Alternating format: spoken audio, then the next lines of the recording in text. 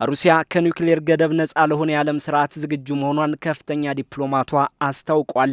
በአሜሪካና ሩሲያ መካከል የተደረገው የኒውክሌር የጦር መሳሪያዎች ገደብ ስምምነት ኒው ስታርት በዚህ ሳምንት ማብቂያው ሆኗል። ሆኖም ሩሲያ የሁለቱ ሀያላን የኒውክሌር ስምምነት በሌለበት ለመቀጠል ዝግጁ ስለመሆኑ ያስታወቁት የክሬምሊን ምክትል የውጭ ጉዳይ ሚኒስትር ሰርጌይ ሪያብኮቭ ናቸው። የኒው ስታርት ስምምነት በአውሮፓውያኑ 2010 ሩሲያና አሜሪካ የኒውክሌር ተተኳሾች ቁጥርን ገደብ 1550 ለማድረግ ያደረጉት ስምምነት ሲሆን በነገው ዕለት የሚያበቃ ይሆናል። ምክትል የውጭ ጉዳይ ሚኒስትሩ ለስልታዊ የደህንነት ምክክር ቻይና ባሉበት ይህ የተዘጋጀንለት አዲስ እውነታ ነው ብለዋል። የኒውክሌር ሀያላን ሀገራቱ በመጨረሻዎቹ ሰዓታት ስምምነት ላይ እስካልደረሱ ድረስ ከግማሽ ክፍለ ዘመን በኋላ የረዥም ርቀት ሚሳኤል ፉክክሩ ያለ ገዥ ሕግ ገደብ የሚቀጥል ይሆናል። ባሳለፍነው ሳምንት የአሜሪካው ፕሬዚዳንት ዶናልድ ትራምፕ የሀገራቱ የኒውክሌር ገደብ ስምምነት ኒው ስታርትን የጊዜ ገደቡ እንዲያበቃ ሊተውት እንደሚችሉ መግለጻቸው ይታወሳል።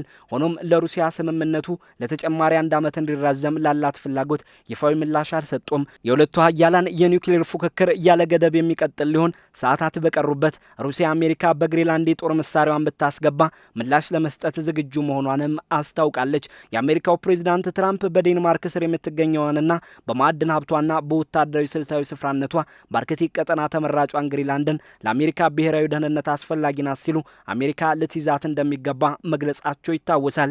ይህ ፍላጎታቸው ከአውሮፓውያን አጋሮቻቸው ጭምር እንዳጋጫቸውም ይታወቃል። ፕሬዚዳንት ትራምፕ አሜሪካ የረዥም ርቀት ሚሳኤሎችን መከላከል ላለመው የአሜሪካ የጎልደን ዶም የመከላከያ ስርዓት ደሴቲቱ አስፈላጊ ናት ማለታቸውም የሚታወስ ነው። የሩሲያው ምክትል የውጭ ጉዳይ ሚኒስትር ሰርጌይ ሪያብኮቭ ይህንን የመከላከያ ስርዓት አሜሪካ በግሪንላንድ ብትተክል ክሬምሊን ወታደራዊ ምላሽ ለመስጠት ዝግጁ መሆኗን ተናግረዋል። የአርክቲክ ቀጠና ለሩሲያና ቻይና የሚሳኤል ጥቃትን አሜሪካ ላይ ለመፈጸም የሚያስችል አጭሩ ርቀት ነው። አሜሪካ በግሪንላንድ የጎልደን ዶም የሚሳኤል መከላከያ ስርዓትን ብትገነባ የሀገራቱን እንቅስቃሴ ቀድማ በራዳር በመገምገም ፈጣን እርምጃ መውሰድ ያስችላታል። ሩሲያ ግን ይህ እንዲሆን እንደማትፈቅድ እየገለጸች ነው። በእርግጥ አሜሪካ ከአውሮፓ ሀገራትና የሰሜን አትላንቲክ የጦር ቃል ኪዳን ህብረቱ ኔቶ አባላት ጋር በግሪንላንድ ጉዳይ ግጭት ውስጥ በገባችበት ሩሲያ አሜሪካ ግሪንላንድን በግዢ ልትጠቀልላት ትችላለች ማለቷ ይታወቃል። ሆኖም አሁን ላይ የሀገሪቱ ምክትል የውጭ ጉዳይ ሚኒስትር ሀያሉን የጎልደን ዶም የሚሳኤል መከላከያ ስርዓትን በደሴቲቱ እተክላለሁ ብትል ከሩሲያ ምላሽ ሊጠብቃት እንደሚችል አሳስበዋል። ምክትል የውጭ ጉዳይ ሚኒስትሩ የዚህ የአሜሪካ እርምጃ ሩሲያ ምላሽ የመስጠቷ ነገር ጥርጥር የለውም ሲሉ አጽንኦት ሰጥተዋል። የአሜሪካው ፕሬዚዳንት ትራምፕ ከሳምንታት በፊት የጎልደን ዶም የአሜሪካ የሚሳኤል መከላከያ ስርዓት በግሪጎሪያኑ በ2029 እንደሚጠናቀቅ ማሳወቃቸው ይታወሳል። ይህ መከላከያ ስርዓት አሜሪካ በረዥም ርቀት ሚሳኤሎች ሳቢያ የገባትን ስጋት ለመከላከል ያለመ ስለመሆኑ የትራምፕ አስተዳደር ገለጻዎች ያመላክታሉ። የሩሲያ ቻይናና አሜሪካ የአርክቲክ ቀጠና ወታደራዊ ፉክክር በቀጠለበት ይኸው የመከላከያ ስርዓት በግሪንላንድ መትከል መቻል ለአሜሪካ የቀጠናው ወታደራዊ በላይነት ሚና የሚኖረው እርምጃ ትልቅ ነው። ሆኖም ሩሲያ ይህ እንዲሆን እየፈቀደች አይመስልም። ቢያንስ በምክትል የውጭ ጉዳይ ሚኒስትሯ በኩል ወታደራዊ ምላሽ ልትሰጥበት እንደምትችል በመግለጽ በአሜሪካ ላይ ዝታለች። የኒውክሌር ተተኳሾችን ቁጥር የሚገድበው ስምምነታቸው በሀገራቱ ምክክር እስካልተራዘመም ዓለም ወደ ገደብ የለሽ የኒውክሌር የጦር መሳሪያ ፉክክር መግባቷ አይቀሬ ነው። አሜሪካ ያለችው ባይኖርም ሩሲያ ግን ለዚህ ዝግጁ ነኝ ማለትን መርጣለች። ለሩሲያ ስምምነቱ ለቀጣይ 1 ዓመት እንዲራዘም ላሳየችው ፍላጎትም ከአሜሪካ በኩል ምላሽ አለመሰጠቱ በራሱ ምላሽ ነው ሲሉ የክሬምሊን ምክትል የውጭ ጉዳይ ሚኒስትሩ ገልጸውታል። የስምምነቱ ማብቃት ለዓለም አደገኛ የኒውክሌር የጦር መሳሪያ ፉክክርን የሚያመጣ እንደሆነም ይተነተናል። ሁለቱ ቀዳሚ የኒውክሌር ባለቤት ሀያላኑ ስምምነቱን ለማራዘም ምንም አይነት ስምምነት ላይ ያለመድረሳቸው ስጋትን ደቅኗል። የክሬምሊን ቃል አቀባዩ ዲሚትሪ ፔስኮቭም በስምምነቱ ጊዜ ገደብ ማብቃት ዓለም አደገኛ ሁኔታ ውስጥ እያመራች ነው ሲሉ አሳስበዋል።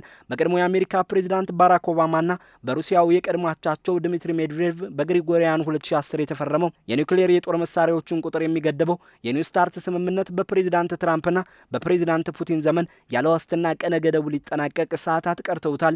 በስምምነቱ መሰረት አሜሪካና ሩሲያ የኒውክሌር ተተኳሾቻቸውን በ1550 ላይና የረዥም ርቀት ሚሳኤሎችና ቦምበሮችን በ700 ለመገደብ ተስማምተው ቆይተዋል። የአህጉር አቋራጭ ባላስቲክ ሚሳኤሎችንም 800 ላይ የገደበ ስምምነት ነው። የስምምነት ቁርጠኝነታቸውንም በየዓመቱ እርስ በርስ የሚገማገሙበት ስምምነት ነው። ይኸው በሁለቱ ሀያላን መካከል የኒውክሌር መሳሪያ ፉክክር የገደብ ዋስትና የሰጠ ስምምነት ነው ወደ ቀነ ገደቡ ማብቂያ እየደረሰው። 4 ዓመታት የተጠጋ ጊዜን ያስቆጠረው የዩክሬኑ ጦርነት ሩሲያና ምዕራባውያኑን የኒውክሌር ጦርነት ጫፍ ላይ አንጠልጥሎ ባስቀረበት በዚህ ጊዜ ይኸው ስምምነት አለመታደሱ የዓለምን ስጋት ስጋት ከፍ ያደርገዋል። ሁለቱ ሀያላን በኒውክሌር የጦር መሳሪያ ገደብ ስምምነት ስር ቢሆኑም ሶስተኛዋ የኒውክሌር ባለቤት ሀገር ቻይና ግን በጦር መሳሪያ ቁጥጥሩ ስምምነት አልታቀፈችም። አሜሪካ ቻይናም እንድትካተት ፍላጎቷን በተደጋጋሚ ብትገልጽም ከቻይና በኩል ግን ፈቃደኝነት አልታየም። በቻይና የሚገኙት የክሬምሊን ምክትል የውጭ ጉዳይ ሚኒስትሩ ሪያብኮቭ ቤጂንግ በጦር መሳሪያ ቁጥጥር ላይ ግልጽ አቋም አላት፣ ይህንንም ሩሲያ ታከብራለች ሲሉ አጽንኦት ሰጥተዋል። ስምምነቱን የፈረሙት የቀድሞ የአሜሪካ ፕሬዚዳንት ባራክ ኦባማ ኮንግረስ የስምምነቱ ቀነ ገደብ እንዳያበቃ ጣልቃ እንዲገባ ጠይቀዋል። የትራምፕ አስተዳደር ግን ስምምነቱ ለማብቃት ሰዓታት እንዲቆጠሩለት አድርጓል። ኦባማ በኤክስ ገጻቸው እንዳሉት የስምምነቱ ማብቃት 10 ዓመታት ያስቆጠረውን ዲፕሎማሲ ውድቅ ከማድረጉም በላይ የዓለምን ደህንነት አደጋ ላይ ለሚጥል የጦር መሳሪያ ፉክክር ያስገባል ብለዋል። ከሩሲያ በኩል ስምምነቱን የፈረሙት የቀድሞ ፕሬዚዳንት ሜድቬዴቭ በበኩላቸው ዓለም በስምምነቱ ማብቃት ማወቅ ያለበት ያለ ግልጽ መግባባት ቀነ ገደቡ አለፈ ማለት የዓለም ትልቅ ጥፋት ሰዓት በቶሎ እየቆጠረ ነው ማለት ነው ሲሉ አስጠንቅቀዋል። የአሜሪካው ፕሬዚዳንት ዶናልድ ትራምፕ አስተዳደር ይሄው የኒውክሌር የጦር መሳሪያዎችን ገድቦ ዋስትና የሰጠው ስምምነት ሊያበቃ ሰዓታት ሲቆጠሩለት ዝምታን መርጧል። ሩሲያ ለአዲሱ እውነታ ዝግጁ ነኝ ብላለች። አሜሪካ በግሪንላንድ ደሴት የጎልደን ዶም ሚሳይል መከላከያ ስርዓትን ብትገነባም ወታደራዊ ምላሽ ለመስጠት ዝግጁ ነኝ ብላለች። ለዓለም ደግሞ ዋስትና የሌለው አደገኛ የኒውክሌር ጦር መሳሪያ ፉክክር ስጋት ተደቅኗል።